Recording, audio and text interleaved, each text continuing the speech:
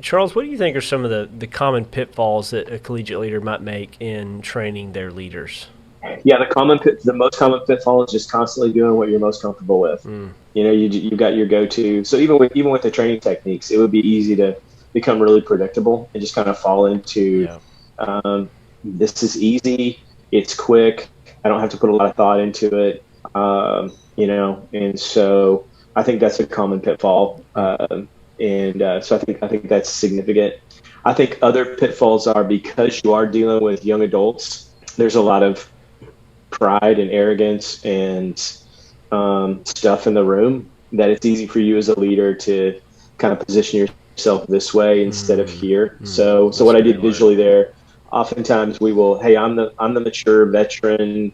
I've got some life wounds that I want to bring to the table. You just need to shut up and listen. Mm, Versus coming at this as a co-laborer, a co-learner. Yes, you're further down the road, but these young adults have some things that they're bringing to the table. So how do you posture yourself to be a fellow learner mm-hmm. who does have some wisdom to bring to the table, but also wants to hear and learn from and learn with their students. Yeah. And so I think that's another pitfall. I think the other thing too is becoming an orchardist. I'm learning some lessons. Patience is one.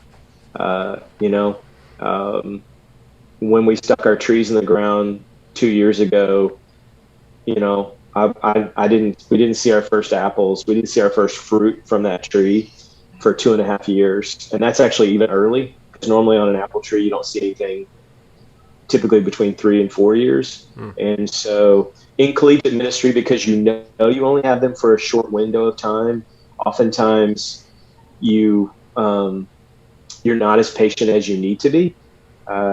And so I think it's easy to fall into that pitfall of trying to rush someone to a place that they're not ready for. Now, the opposite side of that is equally true. Good enough is your friend in a lot of days. You know what? They know enough to accomplish the job. I need to let them go try mm, this because if I don't ever let them, if I'm waiting for perfection, I will never. mm. You'll never have leaders. Yeah. Yeah.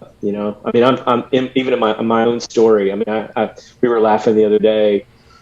I mean, I took as a 21-year-old newly married guy, my pastor and four other pastors in our city let me take 45 teenagers on a 2-week mission trip with two other adults, from Kansas City to Washington, D.C. and back. Okay. And I was the leader, I was the guy responsible. I was the one carrying around thousands of dollars in traveler's checks. That tells you how old I was. It tells you how long ago that was, in a backpack, Yeah. to Washington, D.C. and back. And as I look back on that now, I'm like, man, what were they thinking? You know, Yeah. who let that guy be in charge, Yeah. Yeah.